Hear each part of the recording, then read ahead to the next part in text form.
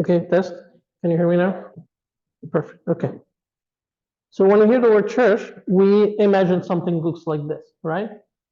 Or looks like this. You know which church is that? Does anybody know?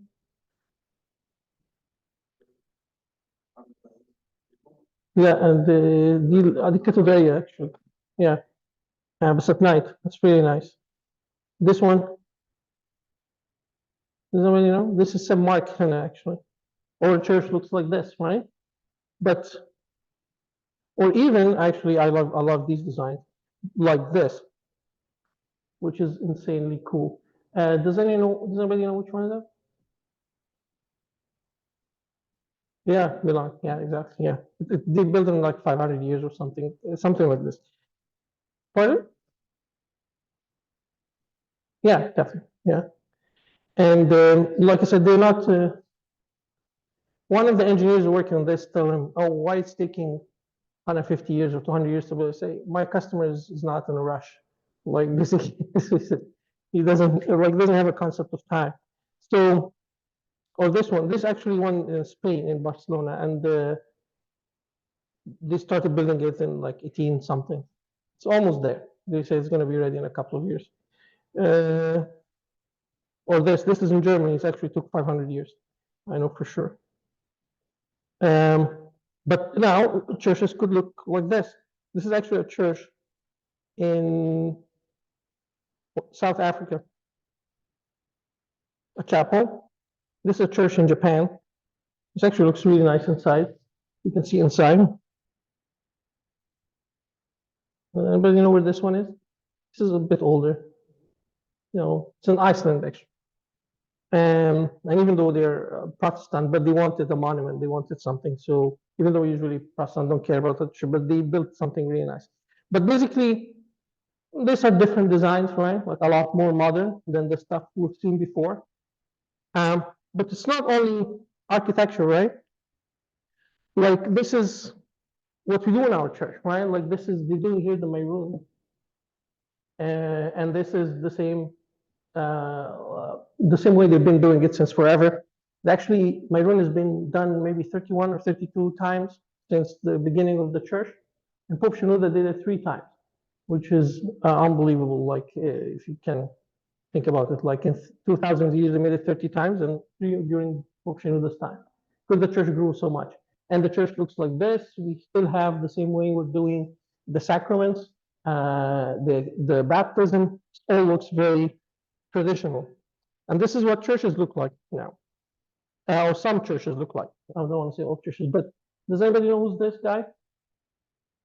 Yeah, Joel Osteen, right? Yeah, a mega church. I don't know how Christian it is. Um, and this is other church like this. Again, somebody was saying that a Catholic person saying like churches used to have the altar as the center of attention. Now it's a stage, right? When it came Protestant, a lot less focus on the sacraments. So this is how churches look like.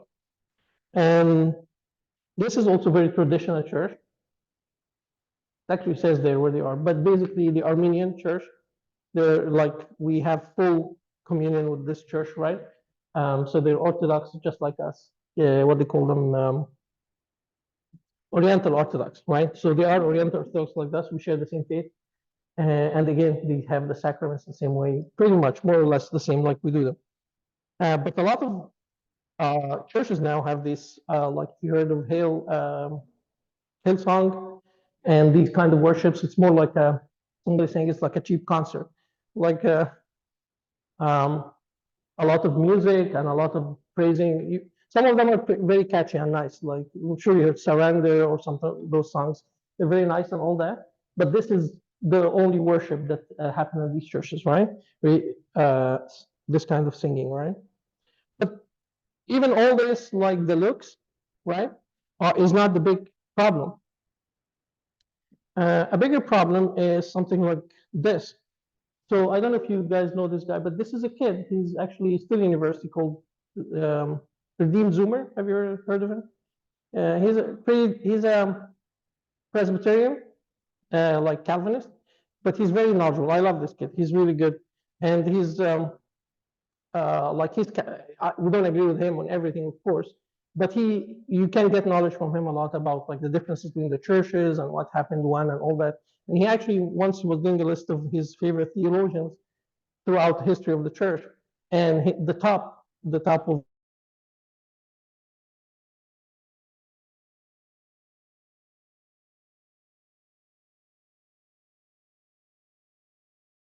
like, again, God's providence wouldn't have allowed it, but without Athanasius we would have done, right? So anyway, this is this kid, and he's pretty nice. The other guy on the side is LGBTQ friendly, affirming, LGBTQ affirming pastor, right? So this is not just the looks and the architecture and all that. Now the teaching is wrong. And we had this discussion together, and this guy, Redeemed Zoomer, he was trying to be very respectful during the discussion. But look at this, and this is a pastor who like runs a church in New York, LGBTQ friendly church. And at the end of the discussion, these are the topics that were covered, right? And that he confirmed. One of the things is the Bible is not infallible. Like when he questions him with a verse, he says, "Oh, which translation is this? Maybe it was transformed. Maybe it's not." Like, again, getting rid of any verse that he doesn't like, right? So this is the kind of where we're going. And when I ask him about St. Paul's comments about homosexuality, he says, "Oh, St. Paul was too militant against homosexuality." I don't know what that means. Like, it's in the Bible. For them, it's like, oh, St. Paul maybe was wrong. Of course, this is a big thing for all LGBTQ or like modern churches, United this and Methodist that. They even went to polyamory and said, like, yeah, all parties agree, fine. You know what I mean? This is the hill we're going down through, right? Even incest was not a big deal for him, this guy. And universalism, which is basically means you don't have to believe in Christ to be saved, right? Like all things lead to God. All people are going to be saved anyway. You know what I mean? Kind of thing. This idea. So that's terrible, right? Again, this is why you got the reverse, the reaction to this, which is maybe we should resist all kind of change, right? Our church is a little bit in this camp. We're not there. Like, do you know what are these? What kind of church? This is a church. Do you know what kind of church is this? Not Mormon now. The Amish, right? You see, because they have the buggies. And this is how they dress, right? We don't do that. We're not there. We do some changes, but our church is generally resistive to change, right? Generally pushes back on a change. Again, because what we've seen. And even people in the sphere of YouTube and all that, there's a lot, I don't know like how to quantify a lot, but there is a bit of a shift from evangelical, like, non-church churches to things like Eastern Orthodox. Like there's a big push towards Eastern Orthodox, not us, it's the more like the Greek Orthodox and the Russian Orthodox and all this kind of stuff. There's kind of a tide going towards this direction. People looking, well, wanting to something more meaningful. And the pushback from evangelical priests is saying, oh, people like the Harry Potter style churches, which is basically because they wear like different clothes on them. It's just, this is the critique, which is very like, or like they say they like what the smell and something like this, like because there's Bahur and all this kind of stuff. So this is what people are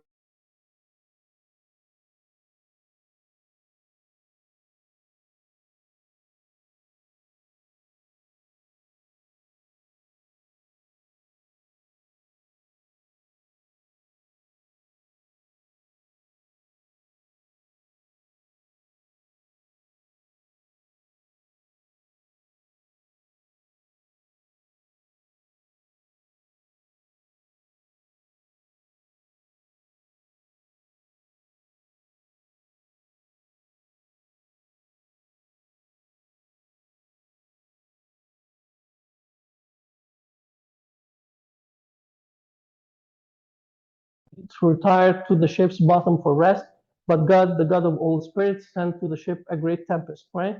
And those who translate it to English try their best to make it rhyme and all that, and they do a good job actually. Sometimes the English is better than the Arabic in some of these. Again, this is like kind of under the table kind of change.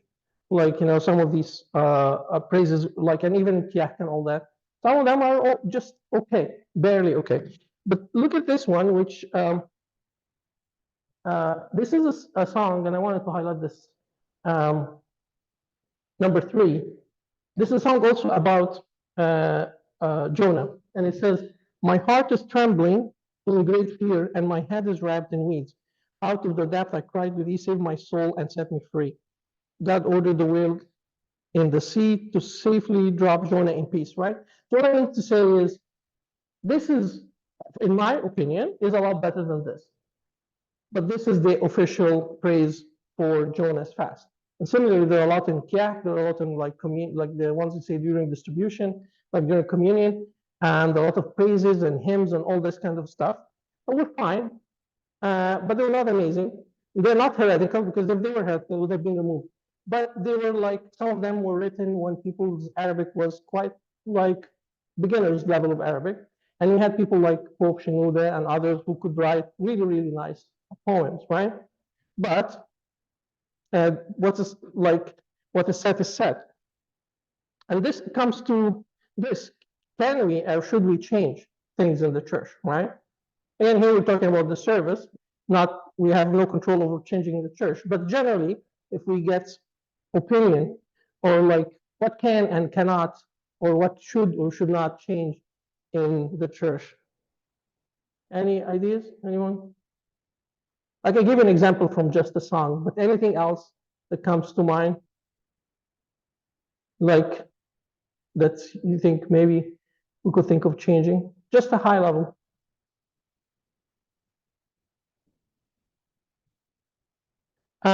Does architecture matter? Like, does the church have to look exactly like that? How about art? Like, for instance, I'm not so sure about this, but I know that we don't use statues because at the time of at the beginning of the church, statues were associated with idols. Now we don't have idols per se. Can we now have statues? Right?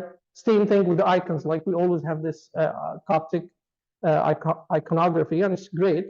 But like, is it a must? Like, can we change this? Again, like, why do Abunas dress like this? Do they have to dress like that forever and ever? That was maybe appropriate at that time. Now can they wear like pants and shirts and like suits or something like that?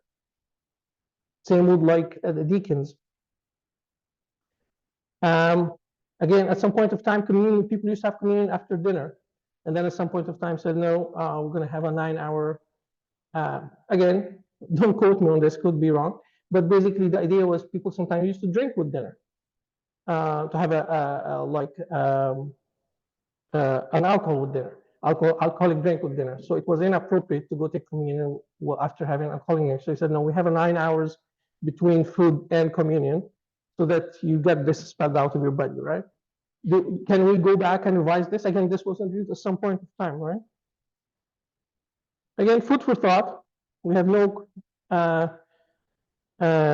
control over this. Again, fasts. People complain about like the fast or the duration, when they start, when they end, and the rules for fasting. Again, the example I gave you, hymns, the liturgy prayers itself. Again, the liturgy started as there was a small prayer before they prayed on basically the bread and the wine to convert it to body and the flesh of Jesus Christ. And it was a small prayer, and then they would take communion. It became the whole liturgy that we have today. Over time, can we go back and revise some of those, right? Can we look at practices, other practices that we do that we can track them back? Like, let's look into them, right? We have the church, we have the Bible, we have the Didache, or the very first book, and the Didascalia, maybe the very first book that recorded what the apostles were doing. But after that, we really don't know how things evolve, right? So things that cannot be tracked back to some authoritative source, can we go back and change them, right? And so on. Of course, there's some things that are untouchable. I agree. Sacraments, sorry for the spelling mistakes. The biblical canon, right? There's also debate about this. Not only the Deuterocanonical, but some of the other books too, like a chapter or a set of verses or something like this. So what can we change and what can't we change? Again, food for thought. But the idea is the church doesn't want to go down the slippery slope, like big pushes, like, okay, if we started to open this door for change, then everything is changeable, and now everybody's going to have their own rules about what to keep and what to change. But I digress. In service, the change is inevitable. Like community change, like preferences change, kids change over time. Like every 4 years, we get a new set of kids, and they are different. They have different preferences. Um, they're not the same. Every 4 years, we get a new set of kids, and those who serve might have noticed this, especially for the teenager kids. Maybe for younger kids, it's not the same, but for teenagers, it's different. Every 4 years, we see a change. And what they consider cool and what they consider acceptable, and so you have to keep changing because it doesn't work the same way. You do the same activities and it's not interesting anymore. You give them prizes, it's not appealing, right?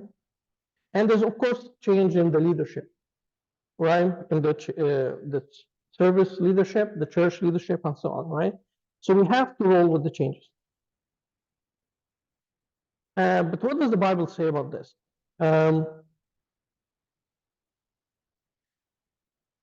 Some things are not changeable, right? He says Jesus Christ is the same yesterday, today, and forever. So do not be attracted by strange new ideas. Fair enough. And it's also like very, very strongly, St. Paul said, I'm shocked that you are turning away so soon from God, who is in his love and mercy called you to share the eternal life he gives through Christ. You are already following a different way that pretends to be good news, but it is not the good news at all. You're being fooled by those who twist and change the truth concerning Christ. Of course, this is very strong against change, right? The nature, the Jesus Christ is the same today, yesterday, and tomorrow. There's nothing changing there, never changing. And we should not attempt to change it, right? Very strong language against change. But let's look at this. Another thing. This is another instance in the book of Acts, right? And let's go over what the disciples did. So, but as the believers rapidly multiplied, there were rumblings of discontent. Those who spoke Greek complained against those who spoke Hebrew, saying that their widows were being discriminated against in the daily distribution of food. So the 12 called a meeting of all the believers. We apostles should spend our time preaching and teaching the word of God, not administering a food program. They said, now look around among yourselves, brothers, and select 7 men who are well respected and are full of the Holy Spirit and wisdom. We will put them in charge of the business, right? The business of distributing food. So here, like the disciples, like decided to, this is basically another degree of clergy, right? Like this is how the deacons were introduced to the church. So now they met a situation, dealt with it. Let's see how they did this. So the first thing is this, is they recognized the problem, right? There were rumblings of discontent. There were Hebrew widows and Greek widows, and they were discriminated against. Greek ones were discriminated against, right? So there is a problem. So what they did is they called a meeting, right? And came up with a decision, right? The decision is we as the apostles are not going to spend their time distributing food, right? We're going to spend our time preaching and teaching, which makes sense, right? And implemented change. We're going to select 7 men who are well respected and full of the Holy Spirit and wisdom, right? And not only that, like this is exactly what we're going to do. Like everything we do we follow their example. Like somebody was saying, like when we're choosing a pope, you guys let me know. You're saying, why doesn't it make any sense that we have voting and we pick the top three, and then we go back and do a draw in they call it ultra draw, right? I think this is the name. Saying, what sense does this make? The most popular should just be picked up. Does anybody know why we're doing this? Like when you're picking a pope, they do a voting, and people vote, and they pick the top three, and not like the highest, or the one who gets the highest votes kind of get chosen. No, they take them back to the altar, and they put the three names, and then you get a little child to pick the name from the three. Why do we do that?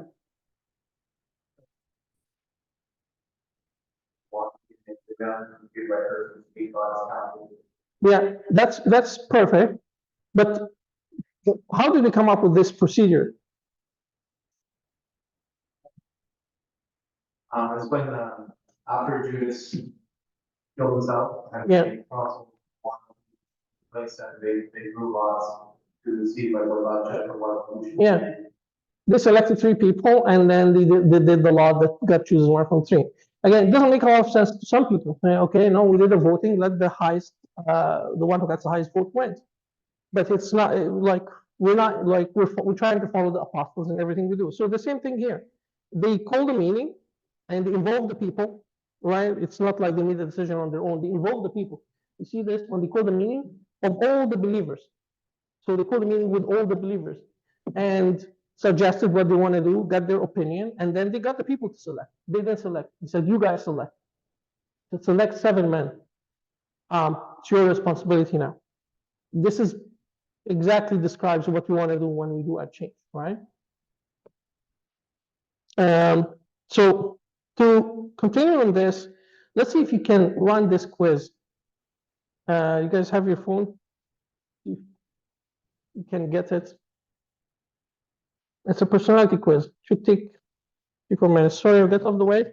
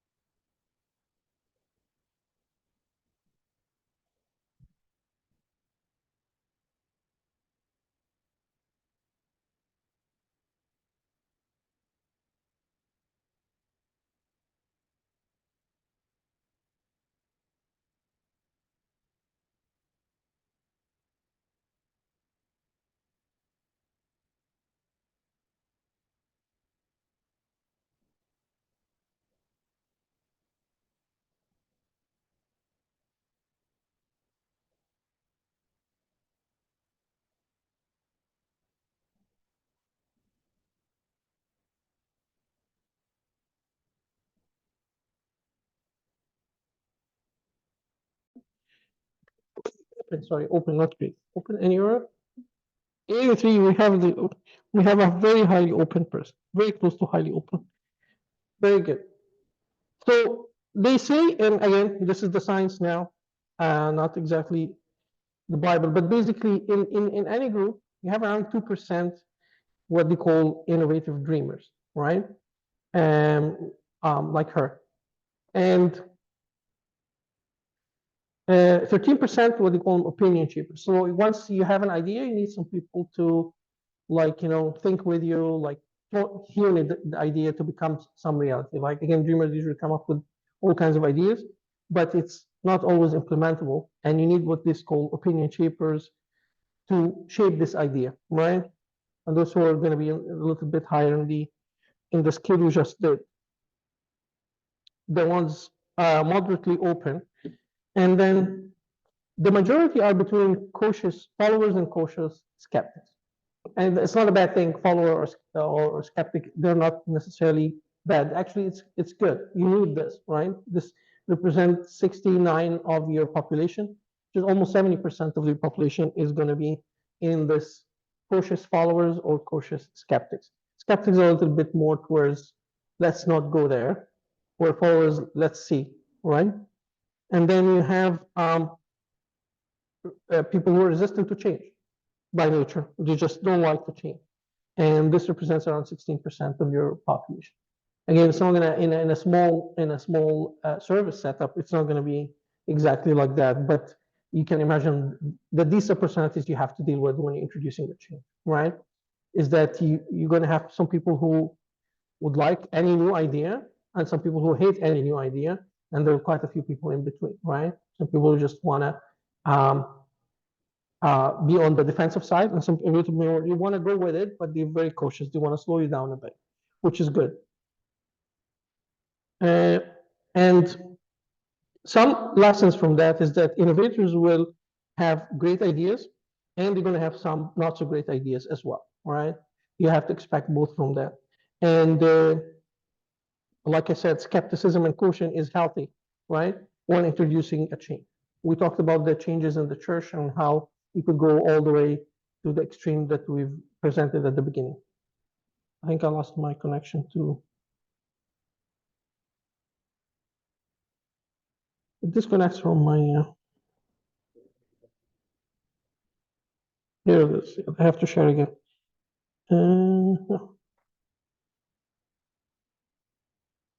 Okay. Again, when you're doing a change, there's definitely going to be trade-offs, right? At any point of time, you can't satisfy every different aspect of a change, right? And you will have resistance.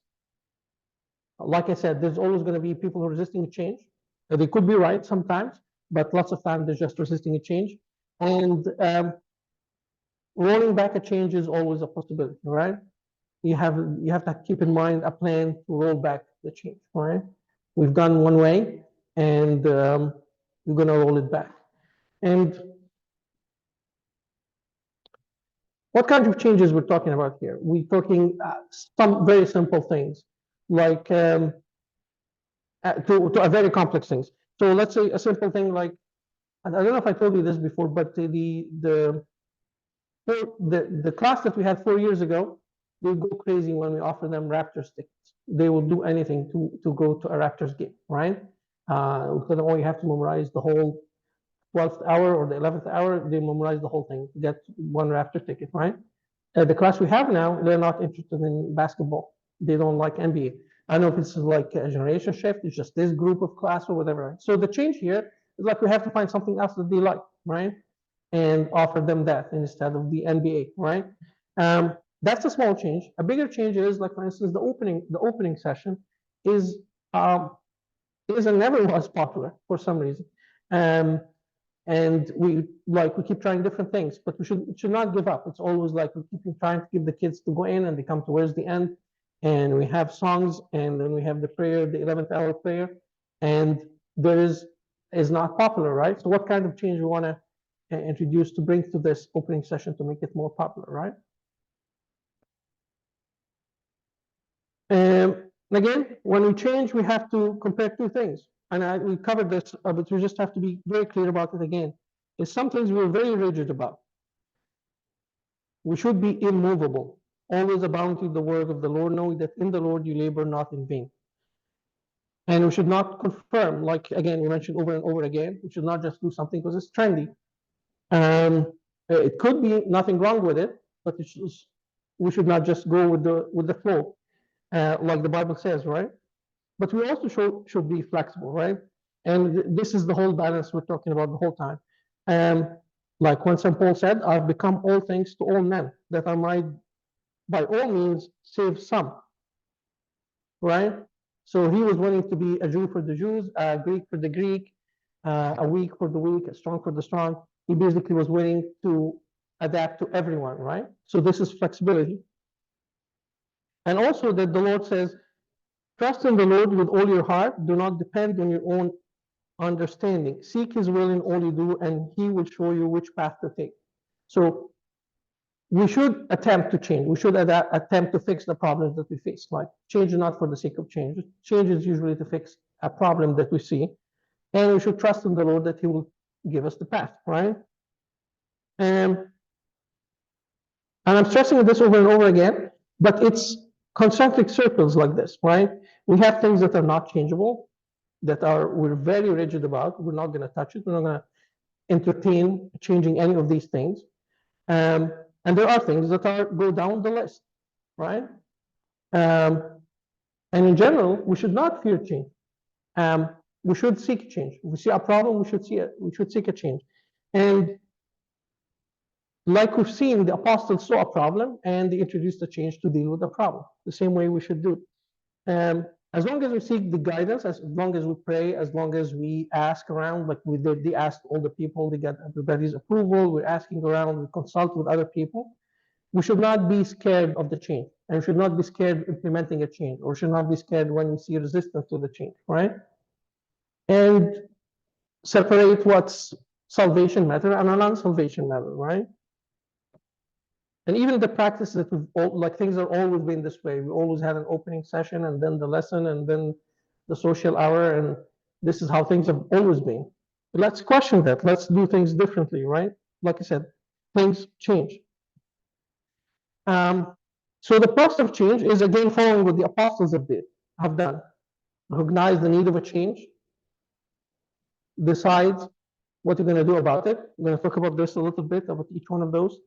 Develop a plan, communicate this, implement your change, review, and then finally tweak or roll back, right? Again, this is not like earth-shattering stuff. This is common sense stuff that you guys have all seen and done and might have done training on it and all that. There is a need for a change. Let's not leave it. Like we tend to see things broken and leave it broke. Like, things are like that. We have, like I said, the opening session, nobody attends and nobody is trying to do anything about it. That's actually wrong, right? Or we have a trip and we find that our class doesn't register to any of the trips that we put together, right? There's something wrong. We're doing something wrong. We have to do a change, right?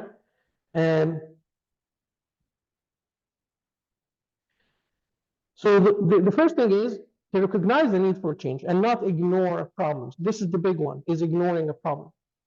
For instance, a service or a part of a service is not aimed at the ultimate goal, right? Like we're doing something and we're feeling, it takes a lot of effort, but it's not really helping anyone. Like let's say we're doing, again, I go to the idea of trips, and all the trips is problem after problem, and kids come and we don't feel that's building them. Instead, it's actually the kids go back, fought with each other, they learn bad habits from each other. So maybe we should not have trips. You know what I mean? It's not like we have to have trips. The change is maybe we should stop trips for a while, or we change the way the trips are done, right?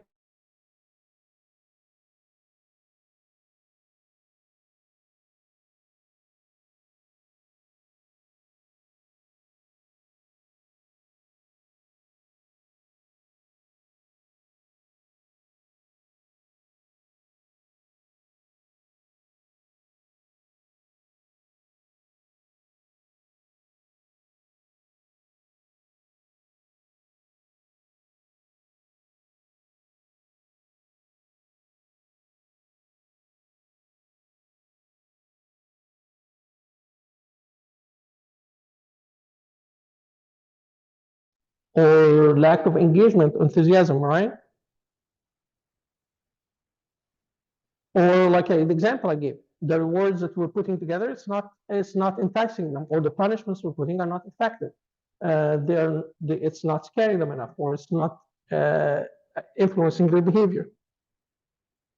Or we're getting dissension, like maybe we did a change and at the beginning we thought there's going to be some dissension, some people pushing back, but if it's non-relenting, then maybe we should reconsider, right?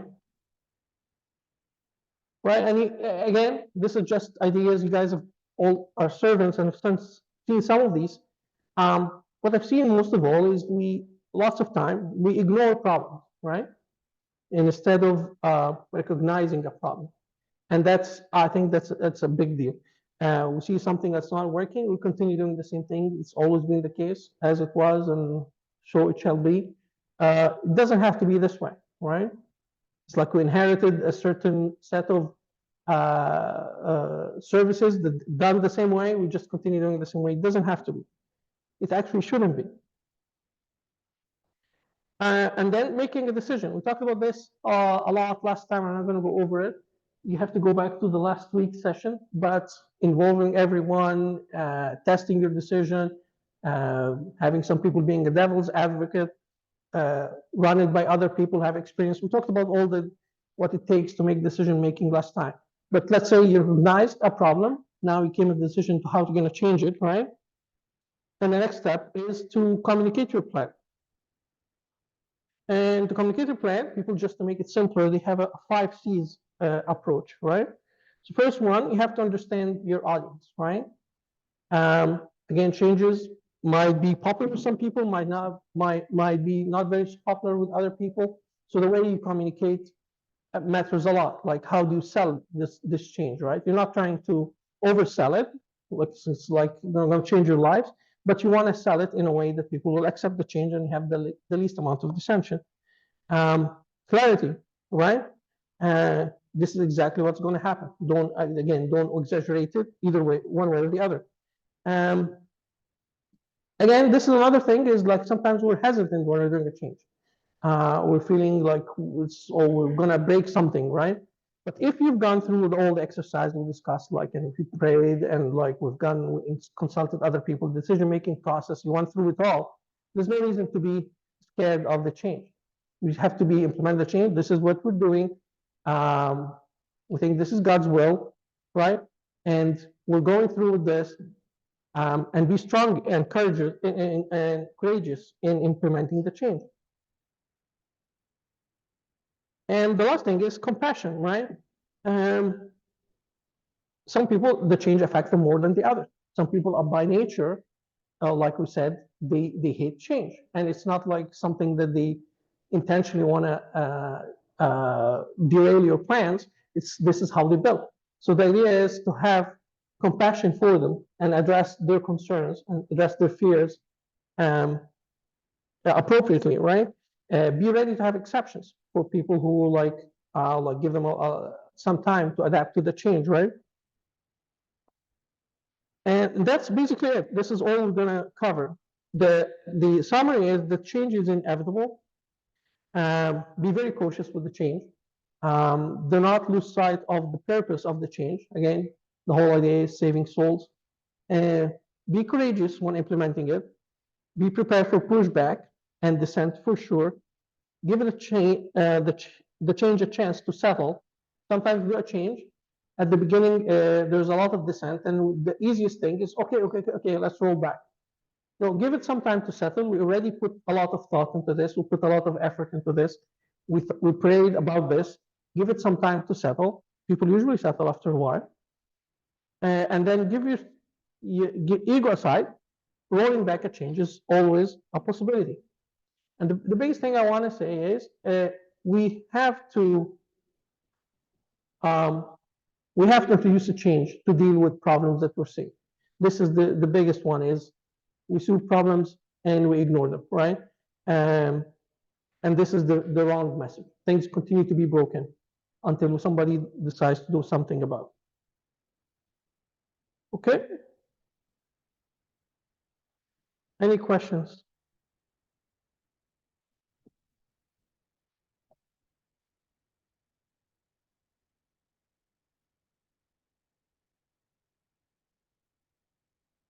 All right.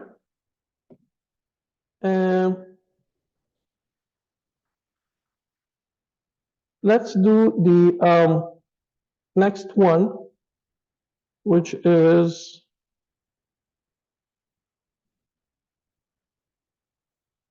conflict resolution. And then we can take a break after that.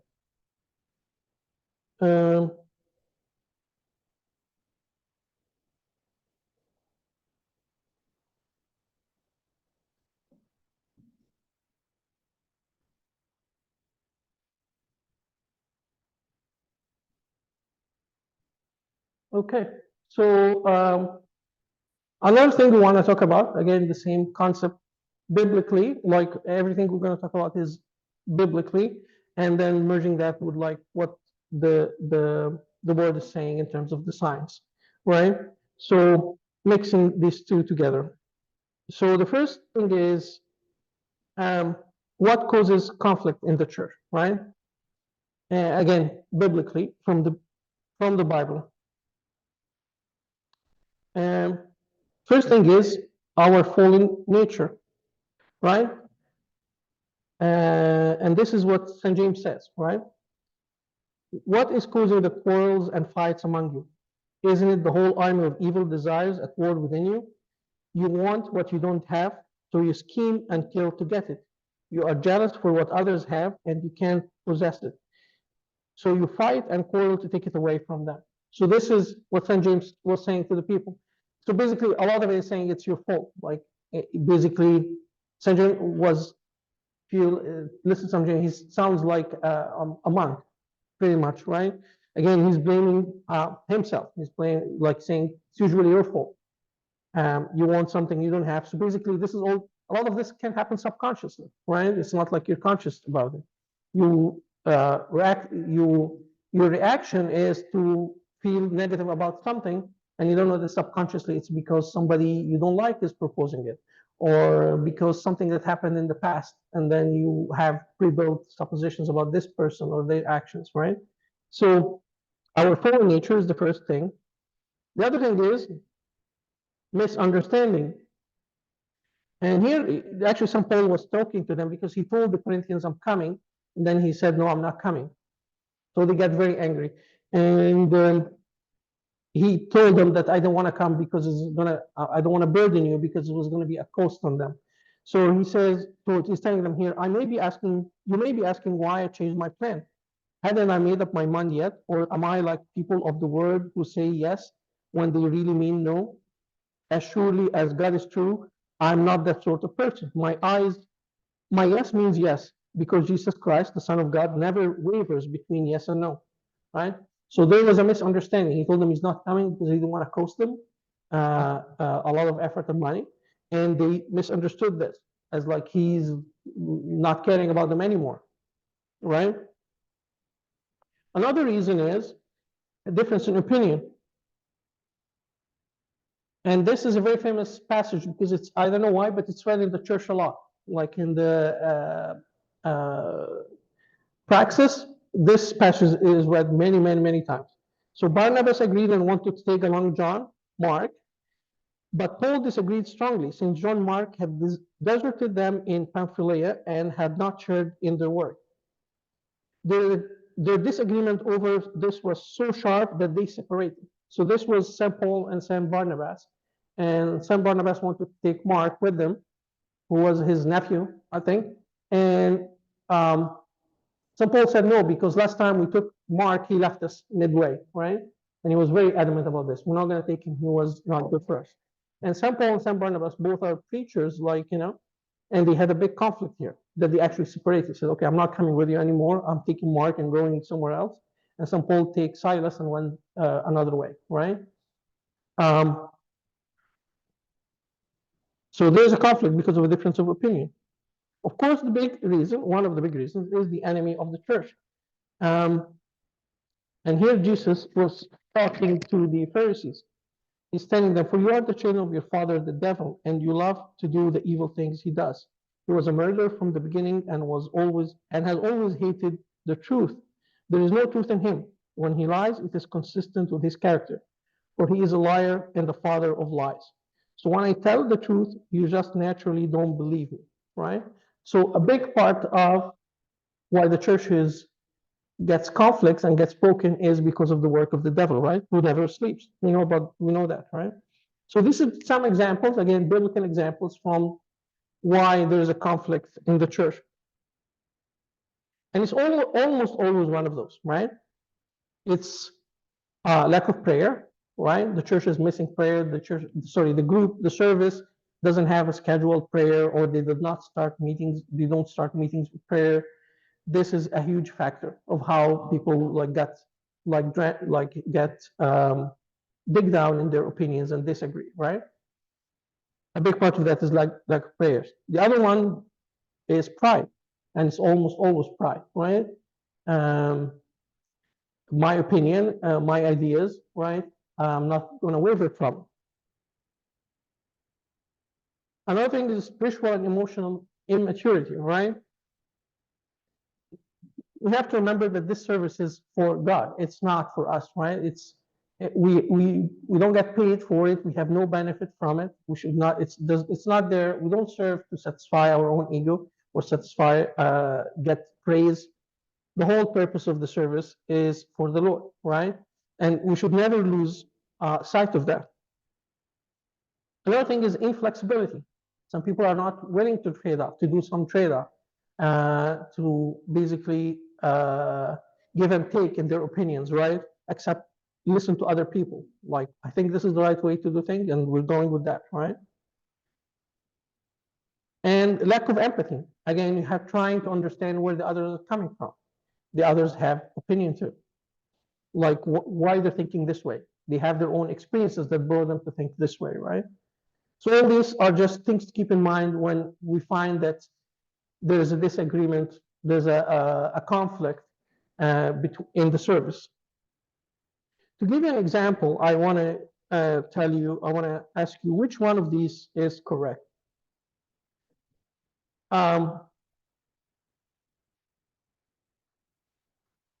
So that Jesus Christ is one person of one substance and one hypostasis with two distinct inseparable natures, divine and human, or Jesus, the incarnate word, is fully divine and fully human in one nature.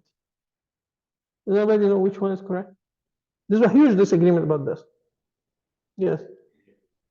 This is the Orthodox belief, yes. But can you tell me why? I don't want to put you on the spot.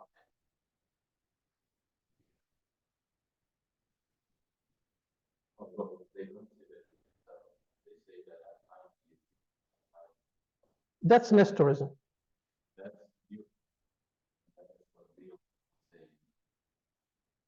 But they switched after like a few years ago, right?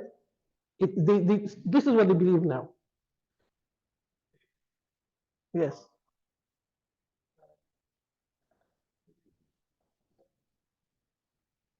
Where yes.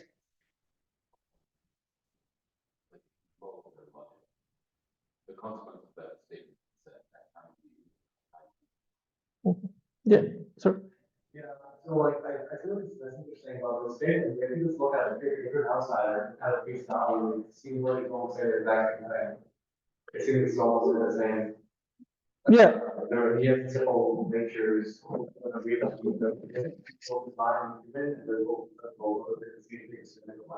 Yep. This is why I brought it up. Again, you are right, but if you look at it at face value, this is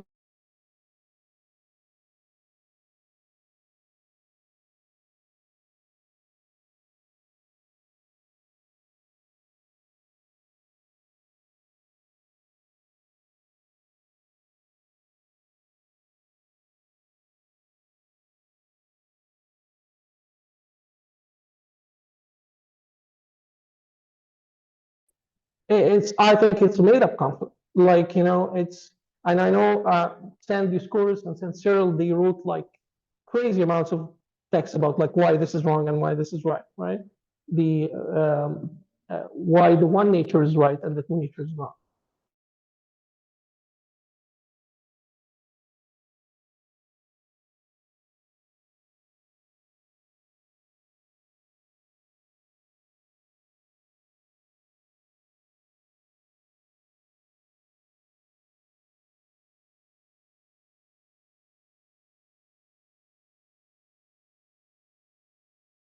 This kind of stuff, who has the higher authority and whatnot. So it wasn't only the disagreement on the nature of Jesus Christ, but I think it's in my opinion, this can go away, right? Like if you look at it again at face value right now, it can go away. And there was discussions about uniting, but these are the kind of conflicts that happen, right? And this is what it ended up being, right? This was about right here. Right here, this is the Nestorism of the Church of the East. We broke up right here, 451 AD. Like we had a very little time where Christianity was called the Great Church, right?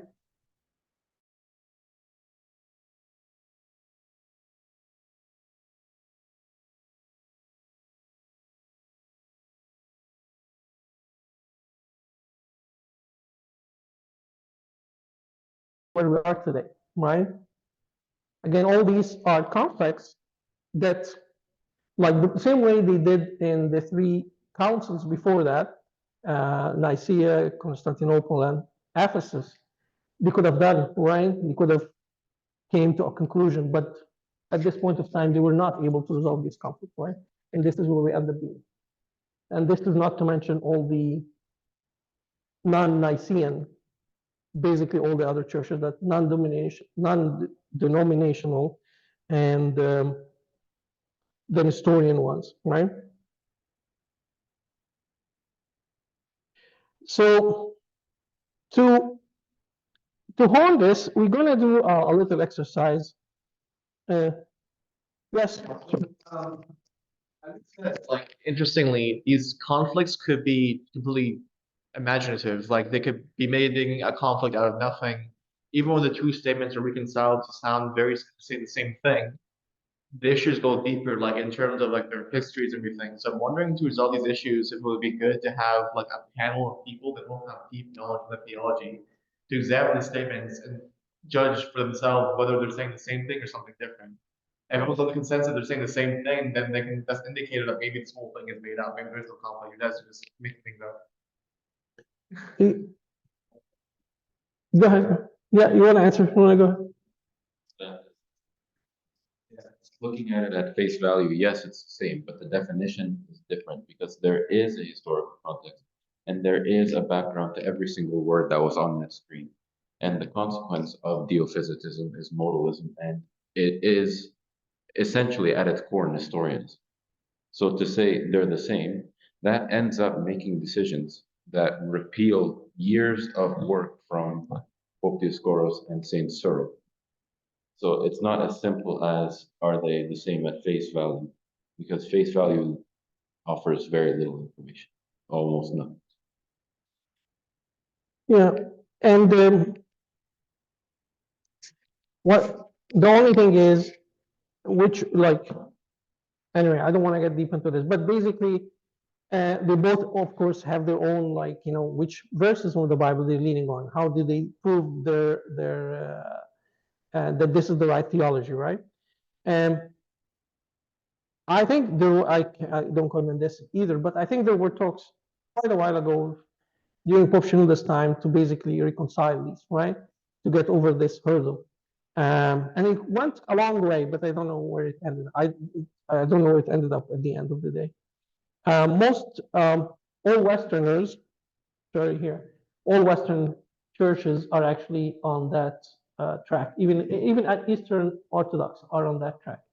The two natures. It's only the Oriental Orthodox, who are on, and the Assyrian Church of the East, who are on the one nature. Sorry, no, the Assyrian Church of the East are actually Nestorian, or there was. Sorry?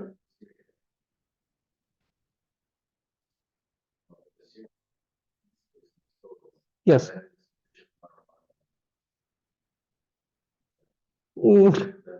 He's Nestorian, yes. They're Nestorian Church with the Assyrian Church. And Ethiopian, the Malkabar, whatever, the Indian one.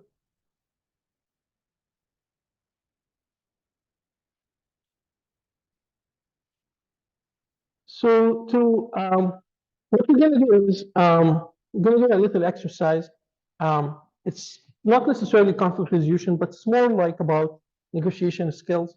The idea is there's this soprano singer called Sally. It's an imaginative scenario, right? I don't know if any of you heard about it before. But we're going to divide them into two, divide the group into two. One half is going to be like the representative of Sally, like her agent. And then the other half would be representing the concert, right? The concert house that want to hire Sally. And we want you to, and you both are going to have information that the other side doesn't have. So you have to be separated and come to a meeting and see if you can reach a resolution. And some people do, and some people don't, right? When they do this exercise, based on the way they look at the, again, it's not a conflict per se, but it's a negotiation tactic, right? Because how to solve a conflict is through negotiation, right? So I'm going to give you the papers for each. I don't know how you guys want to divide. 1, 2, 3, 4, 5, 6, 7, 8, 9. So are you doing that, Gabe? You can do it online, yeah. I sent you the two. Yeah. Okay, so you divide them and you deal with that, right? So you guys are 8, you know, divide, yeah, 8, 4 and 4. So Seth is agent. Okay, the first 4, and you guys need to sit together. And then the other 4. Okay, so 1, 2, 3, 4, and then you guys become the opera business manager. But you need to sit somewhere else so that you guys don't hear each other. It would be better if you go somewhere. And I'll give you paper here. I'll give you paper and pen. So you need to write something, you agree together, and then you're going to come back and negotiate with each other.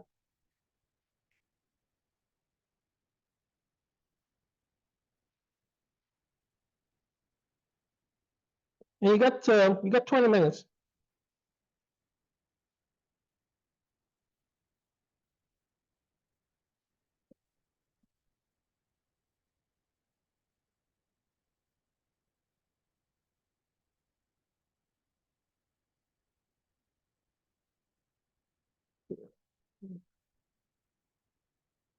If you want to write anything to prepare yourself for the negotiation.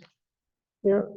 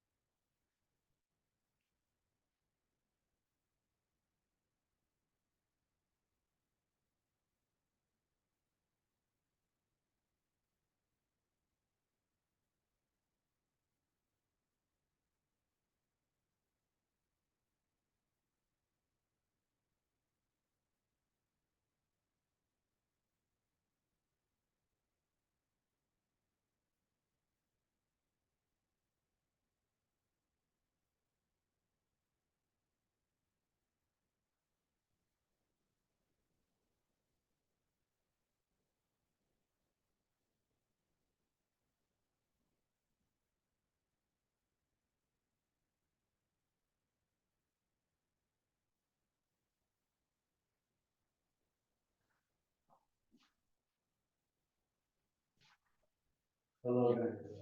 I sent the case study in the chat. You do, yeah. You guys just have one.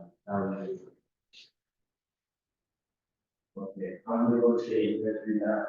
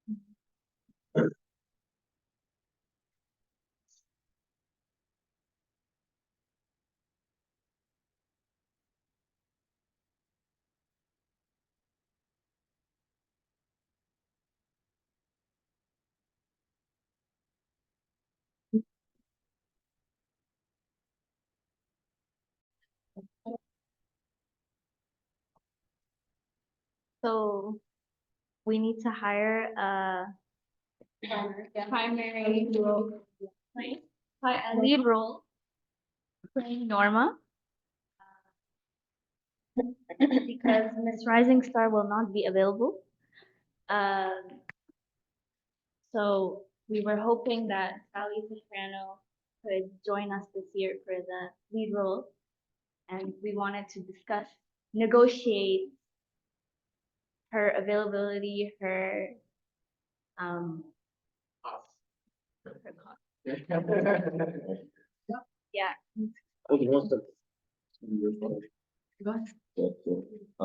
When is this? When will the show be taking place from now?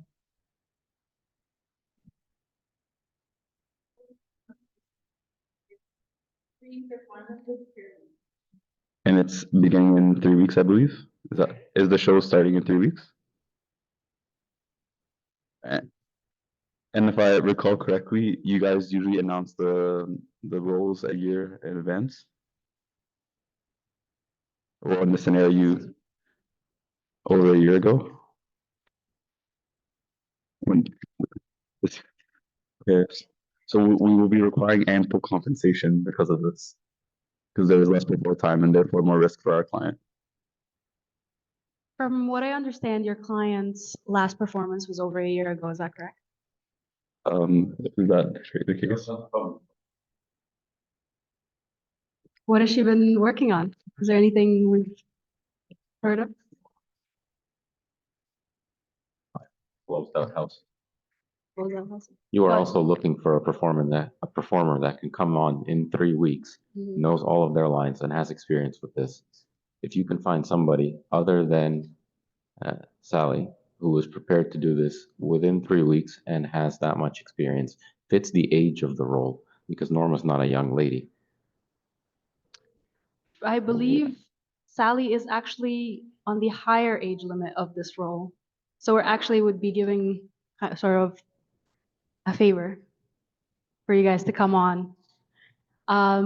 We'd love to have her, but we do have other options that we are pursuing at the moment. So we'd love to have her. We'd like to negotiate.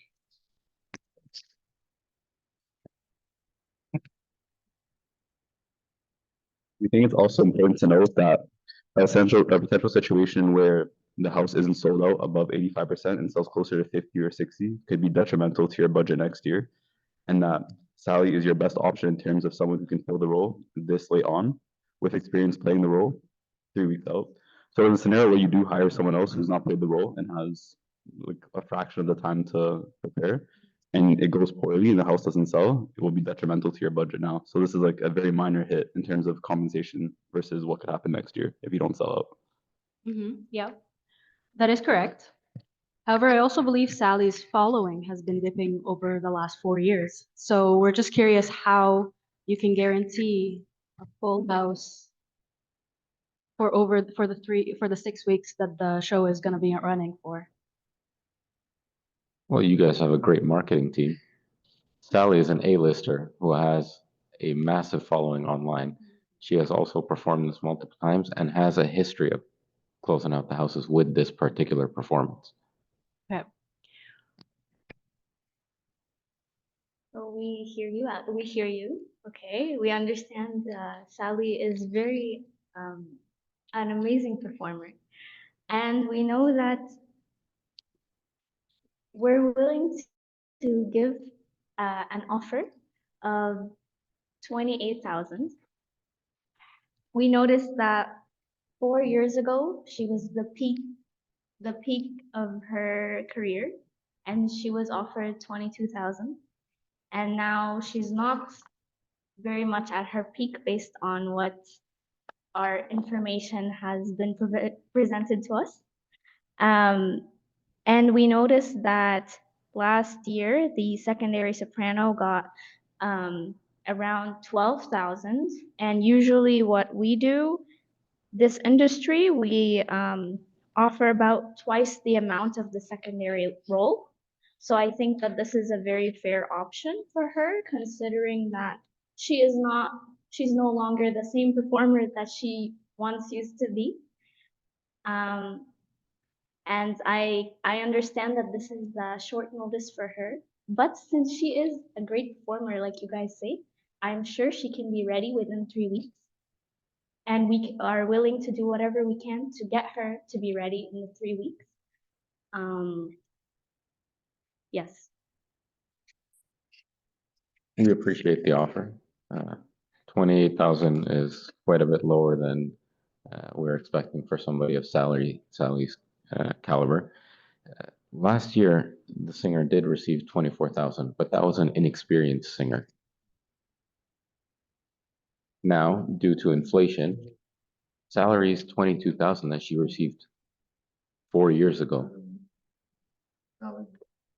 The value of the market is closer to about 44,000.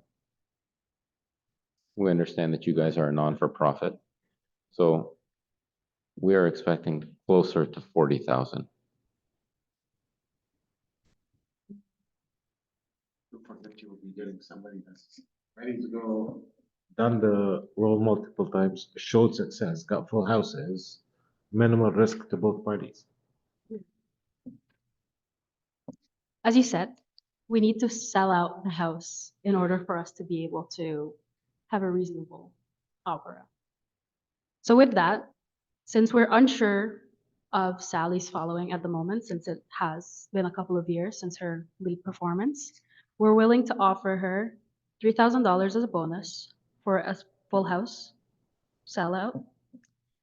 What do you guys think about that? With a guaranteed base of 33 plus the bonus, we would be willing to sell it right now. Can you define full house, please? 100% sold out. Yeah.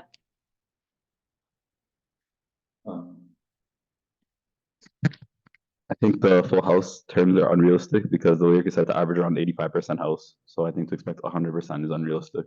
This is only like we need a full house performance for the first week Okay. or for one of the like 3 performances. I'd see it better that the bonus should be gauged around 85%, which is the average. Especially considering the risk for Sally, if in a scenario where the house doesn't sell out, it could be detrimental to her career. And due to the short time notice, I think we require a more realistic compensation. You mentioned a 33,000 plus the bonus. Yes, I'm willing to offer 30,000 plus the bonus. that's like, well, that's basically no bonus. Oh. Bonus. On 30,000, so it's not just like, Initial offer was 28. I think we're firm on 33,000 plus the 3,000 bonus at 85%. Full house, 100% We can- for a week. Only depend on her. I understand, but how much are you willing to invest in your marketing to guarantee selling a full house as the performer? The play itself and your marketing, how much, these are things out of Sally's control. So out of Sally's control, exactly. So we're giving her a fair amount based on what she can control, and the rest is up to us. Yeah. And we're gonna need the money for that, the marketing and everything else. So I stand with, we can give you a generous offer of 32,000 plus the 3,000 bonus. Does that also apply to the 85% average? Yeah. So with a base of 32,000, we can offer you the 3,000 bonus if a full house performance of 100% is achieved for 1 week. Doesn't matter when in the performance, but 3 performances. And the other week? Does it matter how much tickets are sold? It does not matter. If it's So if it 85 goes, or less. if it goes less than 85, you're okay with that? We're still good for the 5 years, when have you? Mhm. We can For 1 week. we talk about how many times the house is sold out 100%? Sorry. How many times is the house sold out 100%? I don't believe I have that statistic. From what, yeah, I think from what we've gathered, Uninformed. it's an unrealistic expectation, and there's like not much precedent to assume that you would sell the house. So I'd say that 85% is fair, because that's the average, and due to the fact that you're hiring so late on in the show, to achieve the average would be massively successful at this point.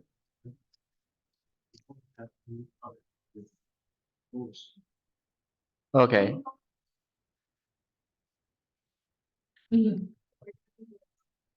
But you're a nonprofit, so why do you need to go above the break-even point?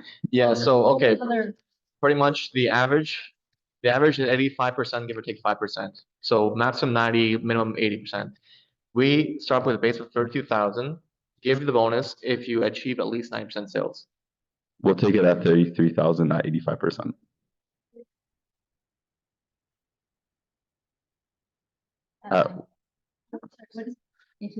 I say we would take 33 at 85%, because I think 90% is infeasible. I'll give you 33,000 base with no bonus. No. Say 3350. No, then we- 93%. Wait, that's 32,50 and 93%.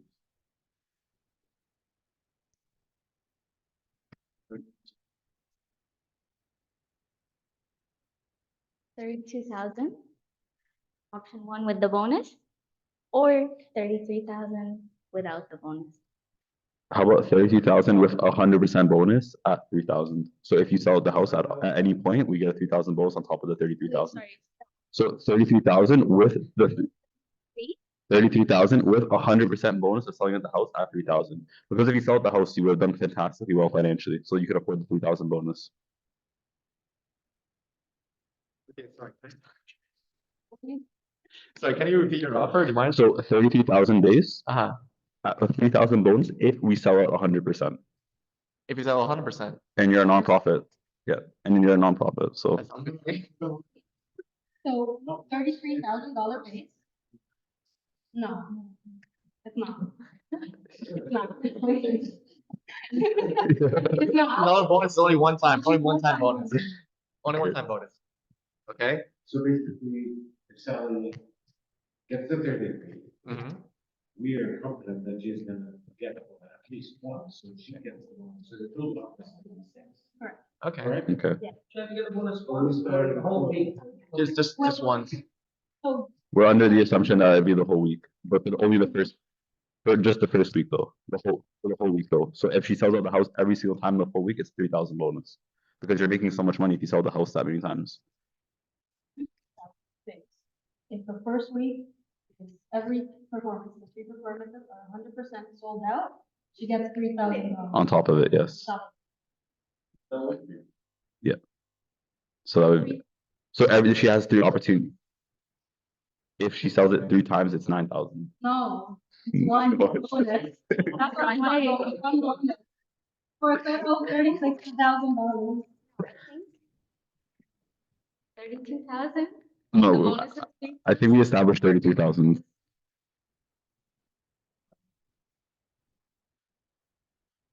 Yeah. Or yeah, or even 85% because that's the average. Yeah, okay. I Sure, think we'll say 90%. 32,000. Bonus of 3,000 if the time. house, one time, if the house sells like The first week, for the first. for the first. And the rest of the 5 weeks, there are no specific. And there's gonna be. The rest of the project, there's no time. Okay. We would require Sally to make sure that she's up to par with the role. She's practicing, we will have her. And- in front of us. And we Or will have keep a up test with run. the marketing as well. We'll have her, use her phone. So just to tell the people what she. Marketing can, Facebook and Instagram, even TikTok. Let's give it away for free. Sorry. Give it away for free. The posters will have to be prepared by your marketing team, approved by Sally, With her in, her. with her in the post. Yeah. How much per post? Agreed. Are we ready? Okay. So Okay. So are we, okay, so full negotiation for like final, $32,000 base. For the first week, it is required that we get 90% sold in each of the 3 performances for a total of $3,000 bonus. And we require that Sally posts the marketing material that our team will develop with her in it, with her content, but she's able to post it on her social media. Of course. She approves the content and there is, Pictures, any content creation on first. Sure. and there is an hourly fee for her time. What is Her that time gonna is be? not free. Not necessarily from makeup artists. You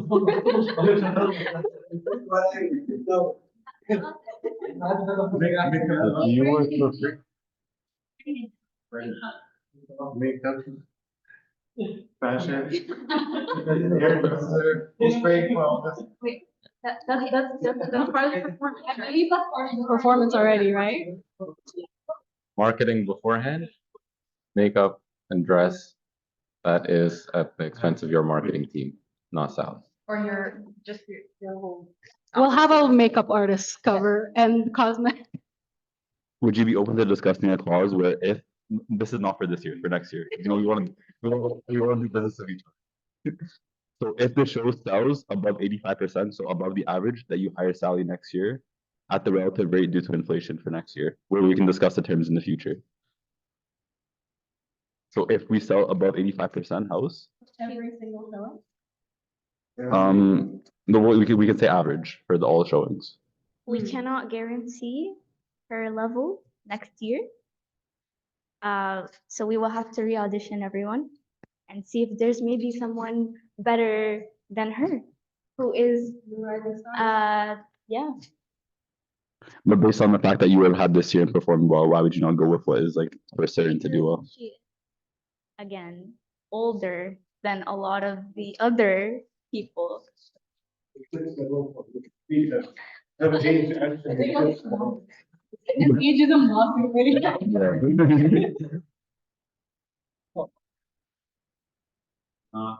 Such a high to decline within the opera industry. We can look at Andrea Bocelli, who's selling out houses at about 70 years old right now. You can't bring real life examples. Everything's based on precedent. Okay. We are willing to look at it next year, to discuss this next year. However, we hold the right to go with somebody else. Can we insert a clause in where if she is not hired for next year, we receive a bonus for this? No. Okay, well, I can try. No. No. Okay, we'll settle on 32 with those 3,000. Good. Okay. Yeah, no problem. Okay.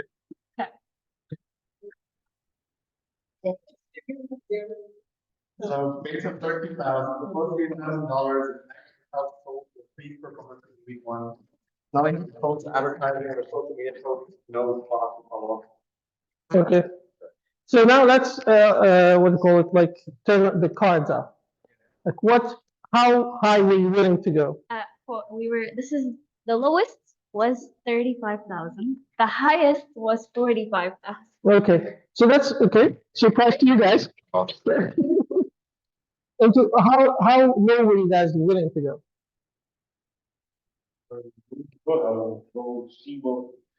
No, how low, like, you're her agent, your best interest. How low were you willing to go? Weren't you willing to go completely for free? It's in the picture. She was what? Yeah. Ideal number 40. 40? We could have given that to you with more negotiation. What was item 32 and 33? Think about it. They have 32. But- One, how much? 35. Exactly, that was the least of our options. Yeah, So- so like, why only for the first, only for week one? What about you? What if you sell the other, but still bonus this one? Well, they never mentioned anything. Yeah, no, that's the deal. The thing is, usually. Yeah,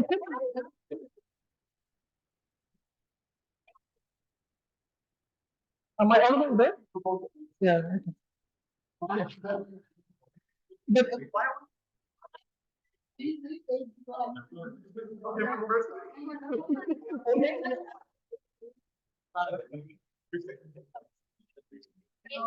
That we can go up to 45. there you go. It's not a bad deal. This, okay, let's discuss. Let's. Then we'll continue, guys. And this is very clear. You can hear me, right?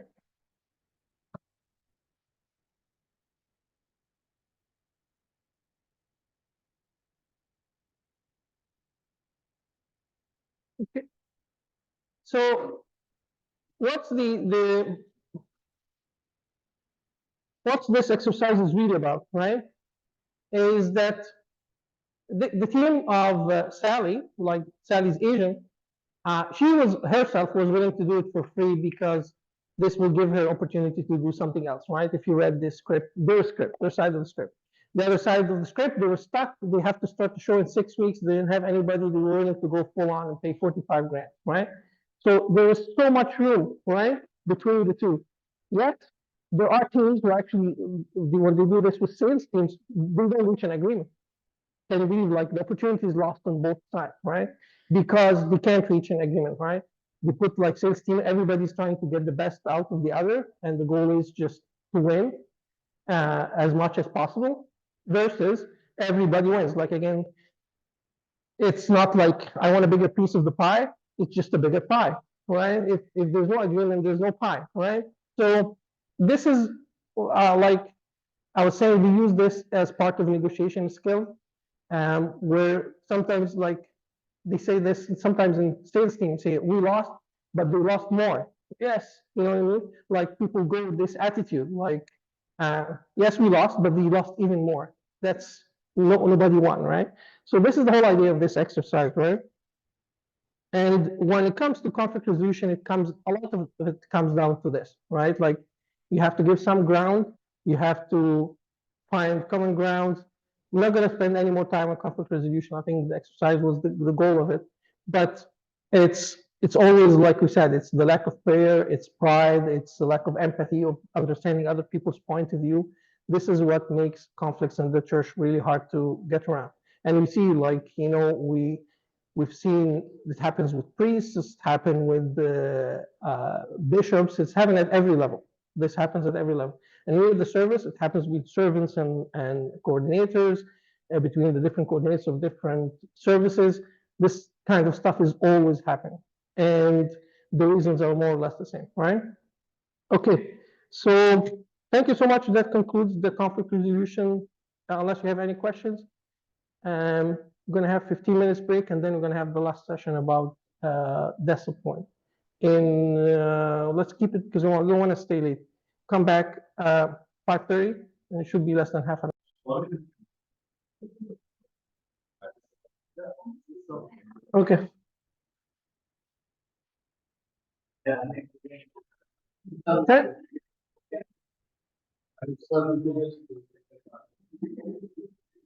Hey guys, let's continue.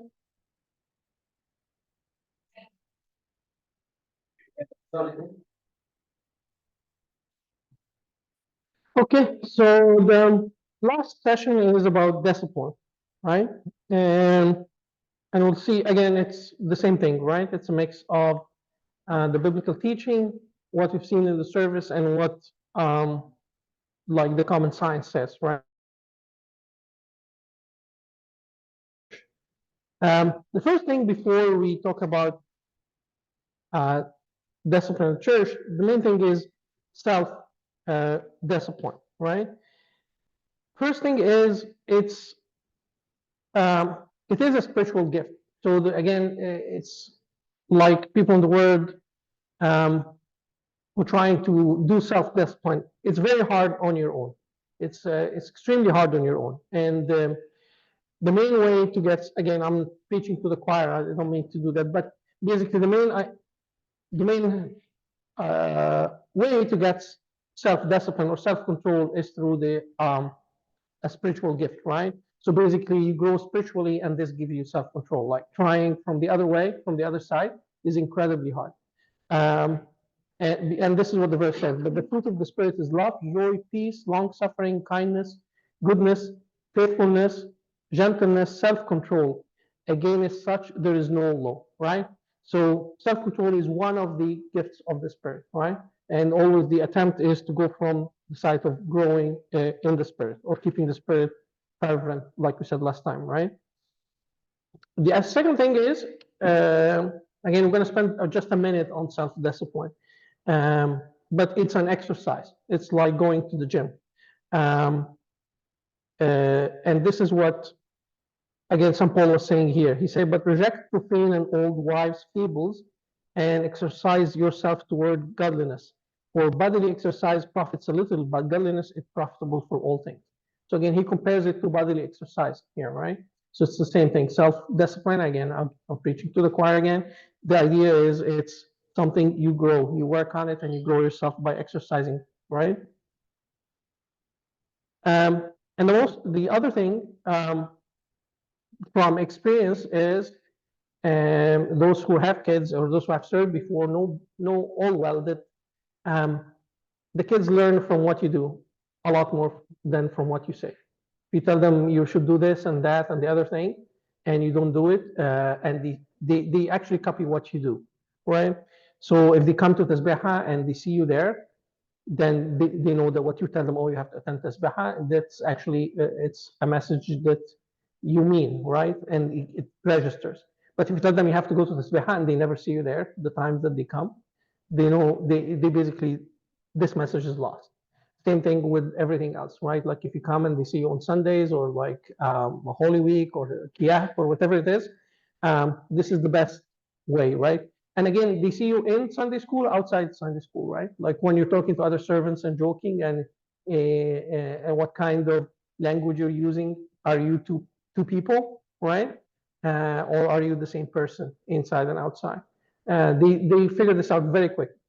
They know very quickly in the lesson, you're quiet and you talk quietly and everything is very holy. And when you go out there, what your language looks like or what your behavior looks like, they can tell very quickly if you're a hypocrite, right? We're built, basically, it doesn't take skill to do that.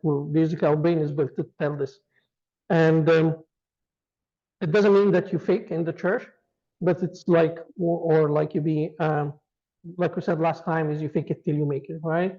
Is you train yourself to be the person you're trying to teach them to be, right? So that's what all we're going to say about self-discipline. And the other side is disciplining others, right? And this is not a new concept. All the churches have a system like this. And the idea is the process of correcting sin in the life of the congregation and its members, right? And almost all churches agree on that, right? There is a correction mechanism in the church, right? And this is the church discipline, right? And a lot of it is based on the teaching from St. Matthew when somebody was telling, when Jesus was telling them, if your brother sins against you, then he gave them the options, like first between you and him, you talk to him. If he doesn't listen, then bring somebody else. If he doesn't listen, bring the church. And if he doesn't listen, then for you, he is like a Gentile. He's like outside the church. But also on this, this is what St. Paul says, and this is how almost all servants feel about it. It says, now no chastening, or like discipline in other translation, seems to be joyful for the present, but painful. It is a painful exercise. Nevertheless, afterward it yields the peaceable fruit of righteousness to those who have been trained by it, right? So disciplining other people is never a joyful exercise. It's the least, like you would like to go to the class or the trip or the service, whatever it is, and everybody behaves and everything goes perfectly well.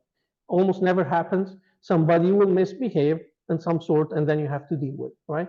Doesn't have to be only with, well, like mostly what we're talking about is like the kids you're serving, but it could be also other servants, right? The idea of church disciplining is any member of the church, young or old, right?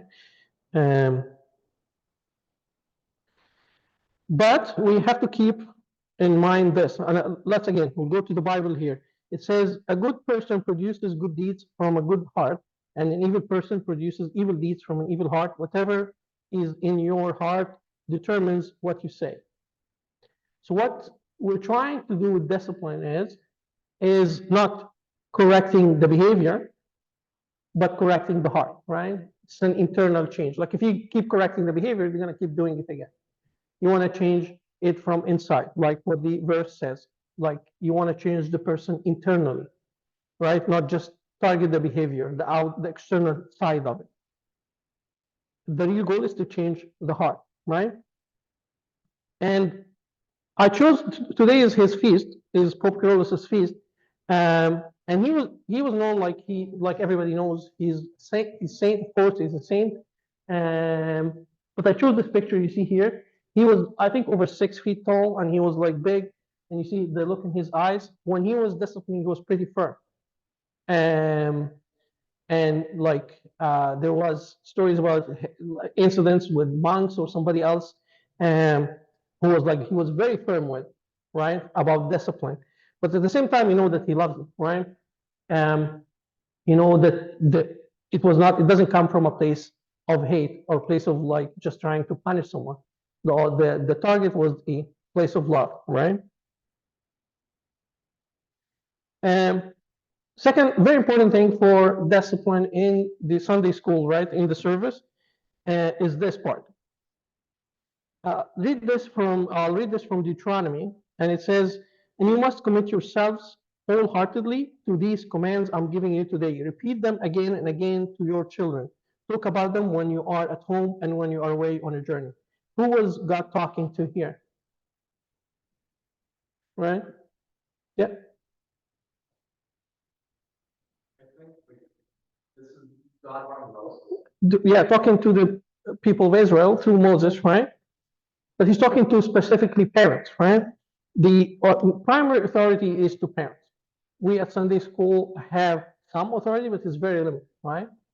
And there's so much we can do. The primary authority of discipline is for the parents, right? We don't overstep that. And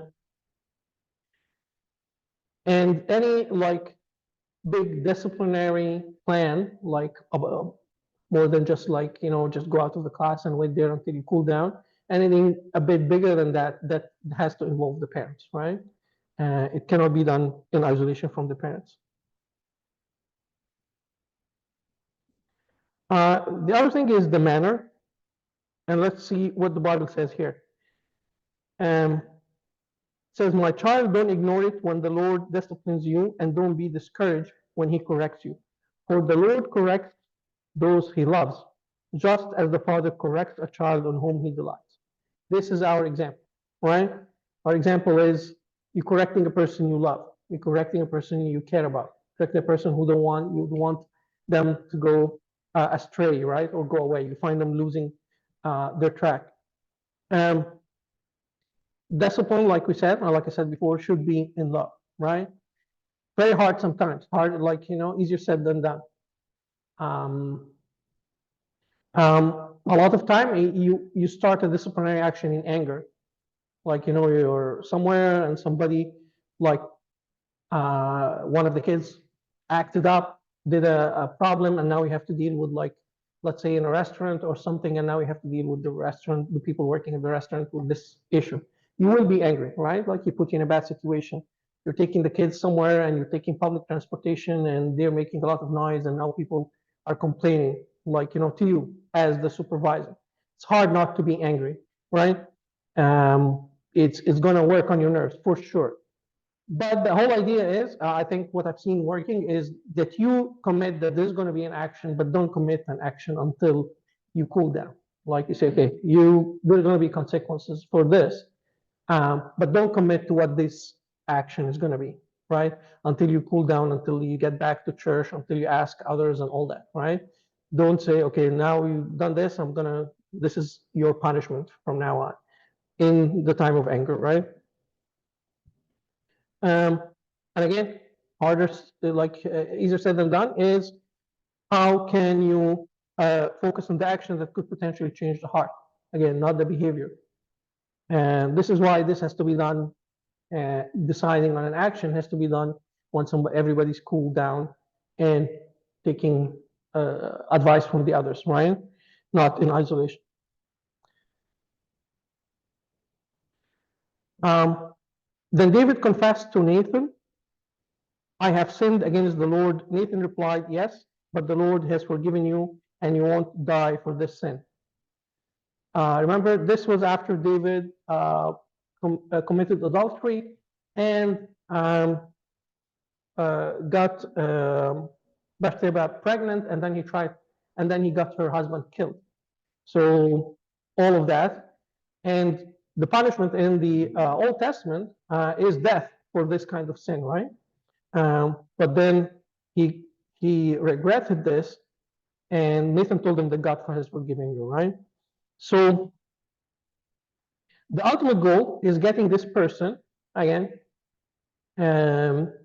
keeping this as the ideal, right? Getting this person to confessing to wrongdoing, right? In a big church setup, it's usually somebody who has done something wrong, like in a big church. But in a service, it's somebody who maybe a kid who bullied another kid, right? Or who was very rude with another kid in some way, right? And you can tell them anything, oh, I was just joking. It was just a joke. I didn't mean anything. It's nothing, right? And getting them to confess that this is something they feel is wrong is the ultimate goal, right? And that God's forgiveness and free from guilt is what you want to bring this kid to. Again, this is all part of loving them. Like you want them to be this wholesome person, right? You want to bring all your kids to be these wholesome people who like care about other people, are not aggressive, and eventually change the behavior. This is the goal, right? Let's not lose focus of the goal. But sometimes is the goal seems to be, oh, I want the class to be quiet, or I want to trip to go like fine, like, I want everybody's safety. This is all good, but the ultimate goal is the salvation of this person, is bringing this person back, right? All the things are required and needed and all that, but the ultimate goal of a disciplinary action is this person's salvation, right? Again, I know it's not always that easy. Let's look at an example. Here, St. Paul in the First Corinthians chapter 5, probably have heard of this story, but he starts in verse 1. He says, it is actually reported that there is sexual immorality among you, and of a kind that is not tolerated even among pagans, for a man has his father's wife, right? And a terrible problem in the church, right? And this is what the church disciplinary action looks like deals with this kinds of problems, right? And in verse 5 tells you what he says, what's his disciplinary action. You are to deliver this man to Satan for the destruction of the flesh, so that his spirit may be saved in the day of the Lord, right? So this is basically St. Paul telling them to excommunicate this person. This person is out of the church, right?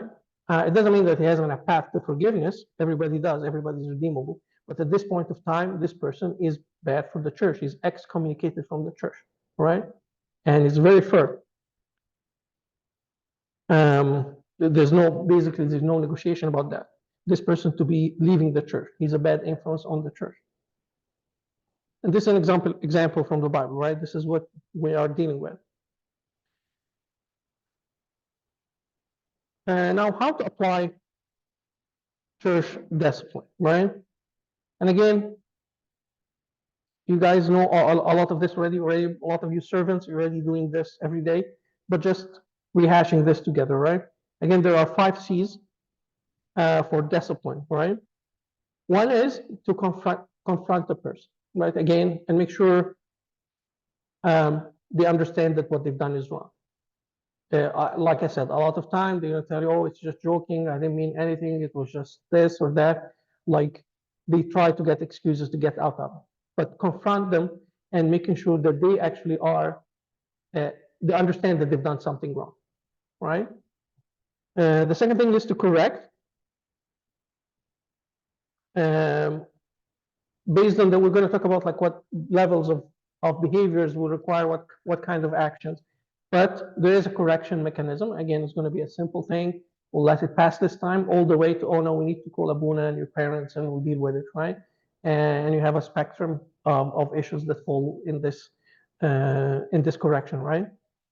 Another thing which we don't do very well is commitment, right? Like if you said this is gonna get for the next 4 weeks, you're gonna have to come, or you're gonna watch what you do, or you cannot come to any trips for a month or 6 months or whatever. Following through with the commitment is very important, and we lack this sometimes. Sometimes out of mercy, or sometimes out of laziness, sometimes because we forget, whatever it is. But sometimes we say, okay, this is the actions, and we just don't follow through with it, right? Consequence is another very important thing. Now you did this the second time. Now what we're going to do? And again, this should be communicated based on the action that they have done, right? Like if it's the first time you're going to let it go, then the second time I'm not going to let it go, then you don't let it go.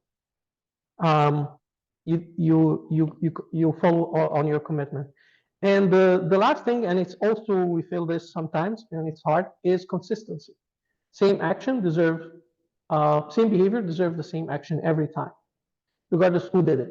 Sometimes some kids are really good and they do something really bad, we let it slide.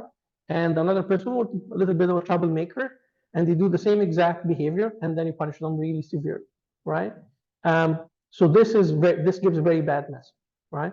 This inconsistency gives lack of fairness, right? Especially if it's unfair, targeted. Even though they're troublemakers, but in this specific instance, they were targeted. They were actually, it was unfair. I've done the same thing like everybody else, and I got picked up on. You guys are not fair, right? So these 5 C's are just pointers. I'm sure you guys have your own method as well, right? Now we're going to break, again, this is not exactly broken like this, it's a spectrum, but we're going to break them into 4 levels, just trying to give an idea what you'll do in each case. And again, nothing is set in stone. These are just a way to break it up. Level 1 is more like childish, like somebody just being silly, right? Do something childish, right? Level 2 is being foolish, like doing something stupid, right? And level 3 is more like lawlessness, like they keep doing the same thing over and over again. You tell them left, they go right, right? And rebellion is like completely disregard you. Usually this is a little older, but again, from what I've seen, it's more around grade 10, 11. By 12, they usually settle down and they're better. By 9, they're a little too young for that, but by like somewhere between 10 and 11, usually this age of rebellion, right? Like, they do exactly the opposite of what you tell them every time, intentionally. And a lot of it has to do with many other things. Sometimes it's just their house. Sometimes they want attention. Sometimes they're just angry at something else, not having friends, whatever it is. There are many, many factors, and we have to keep this in mind when dealing with them, like what causes them to do this. And again, the change is a change in the heart, right? Not change in the behavior. Being childish is a lot of time is an accident. Like let's classify it as this an accidental act, right? Like they were joking and it took it a little too far, right? And they were trying to be funny and they stepped beyond the line a little bit, right? And it's usually the first time, and it's unfortunate. Like even though it's their mistake, but it's kind of like they took the joke too far. Let's put it this way, or they just being to make everybody laugh, and then they did something. They broke something. You know what I mean? They broke a rule. They broke physically something, right? So what's the discipline in this case? The discipline in this case could be you point.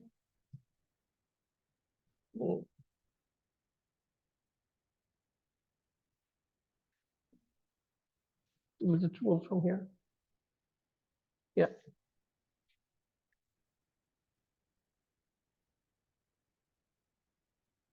Point out that the what and why the behavior is inappropriate, right? Tell them that this, you need to avoid this. This first, yes. I'm not sharing my screen.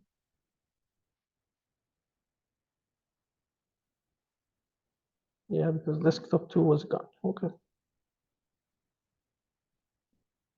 Yeah. Basically, what you would do would like somebody did a small mistake, right? Tell them this is wrong. You should never do this again. This is the first time. I'll let it pass. But what they call it is wrong one.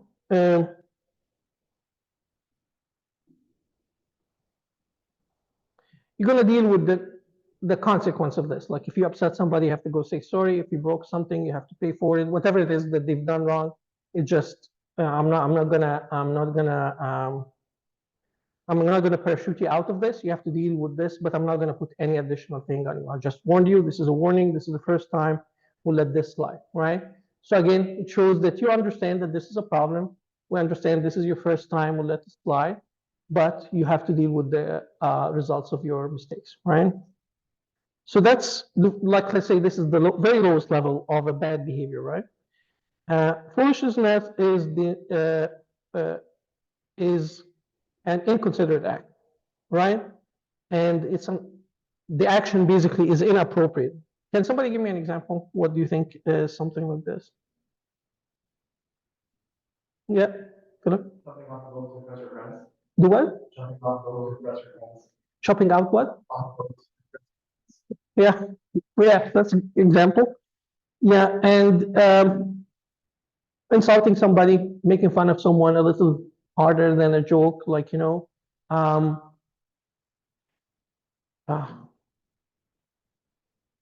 I'm not in the Zoom, right? Can you still see the?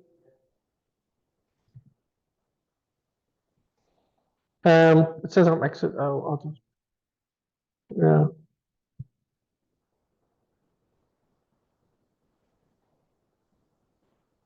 Okay, I'll share again.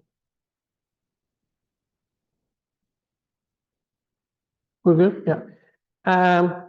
Like the kids were like we have some kids just come from Egypt and some kids are like born here. They're making fun of their English. It could be funny sometimes. The other kid is laughing. Sometimes it gets too far. Like it gets like now they're uncomfortable to speak because they know every time they speak, the other ones are going to make fun of them, right? This is inappropriate, right? And at some of the kids don't know this, right? You just have to be on top of it. You tell them this behavior is inappropriate, right? Tell them that this actually hurts this other person. You have to have some empathy. Get commitment about change, and maybe put in place a punishment or a consequence, right? If you do this, you're not gonna you basically gonna pick up on you, right, or something like that, right? The next level is a little harder, which is lawlessness, right? And this is a deliberate act of defiance, right? They're defiant to what you're asking them to do, and it's an unacceptable behavior in this case. Does anybody have an example?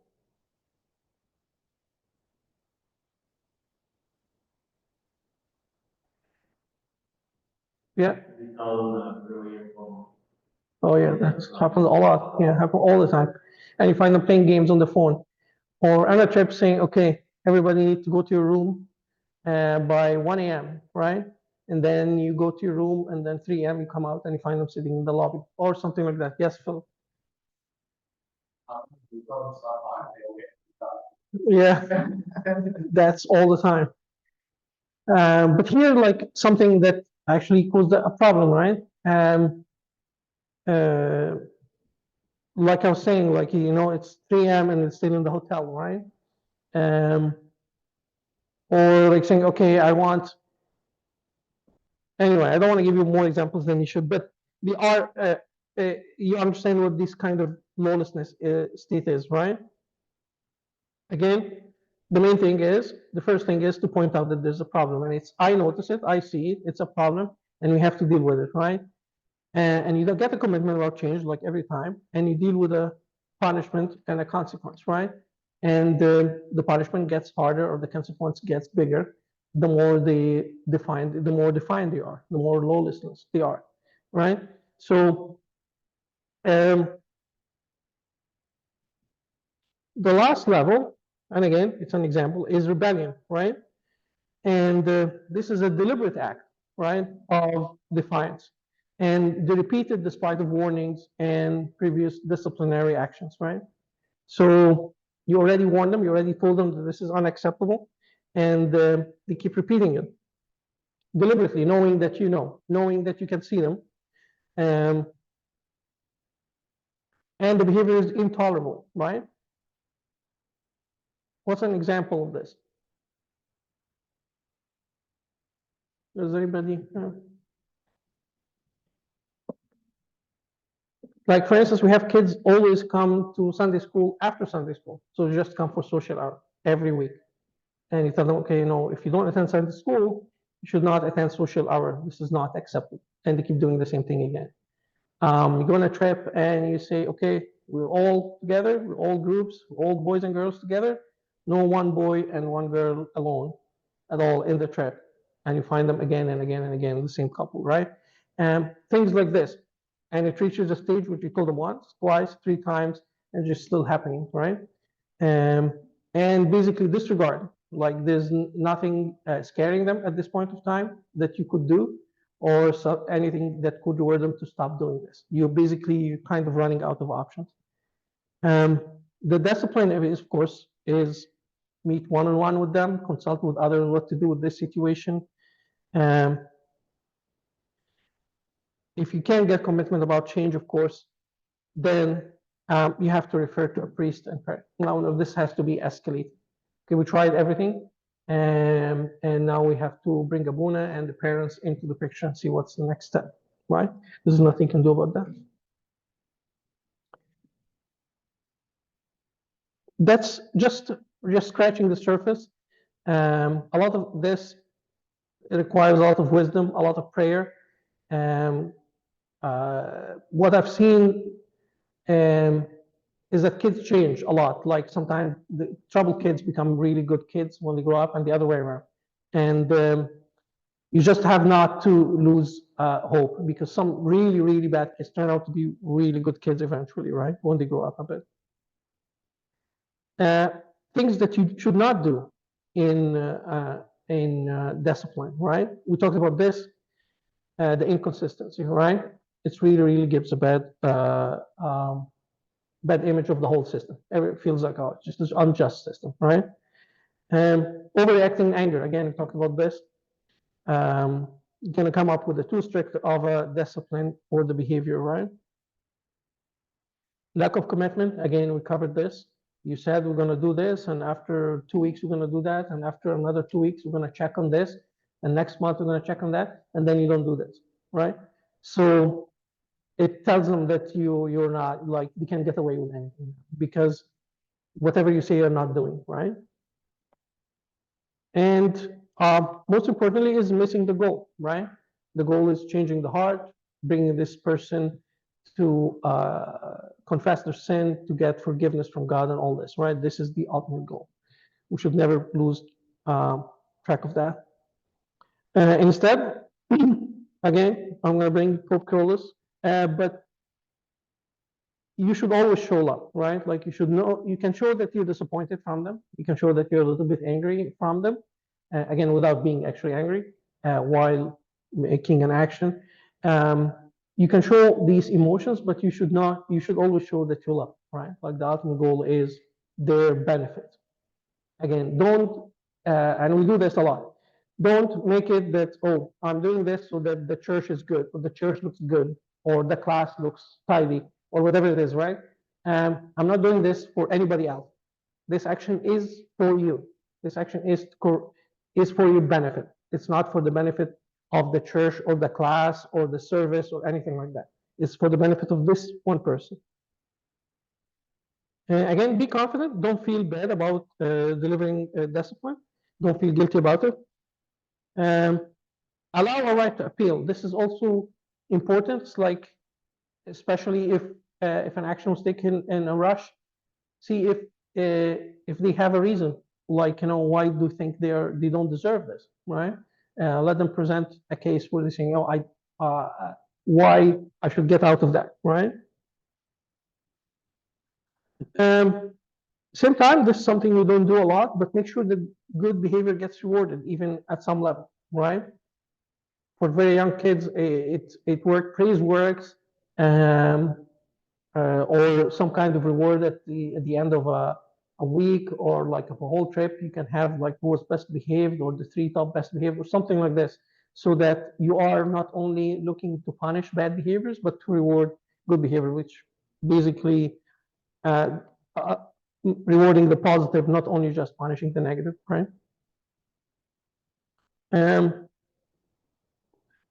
Very important is, and we do all lose temper and we start getting loud, or the tone is very angry.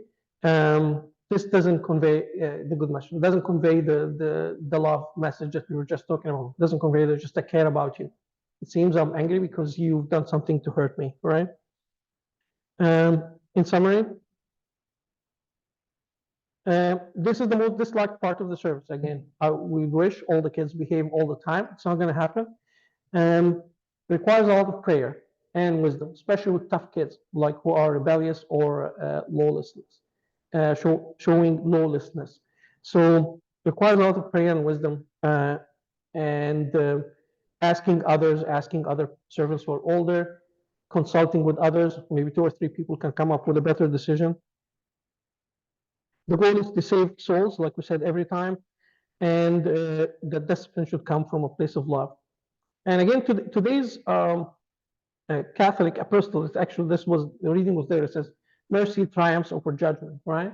So maybe after you give a big punishment, you find somebody like who has like trouble at home or whatever it is, and maybe cut them a slack, right? Or maybe someone like something triggered them to do this, like other kids were bothering them and then he overreacted or something or the other, right?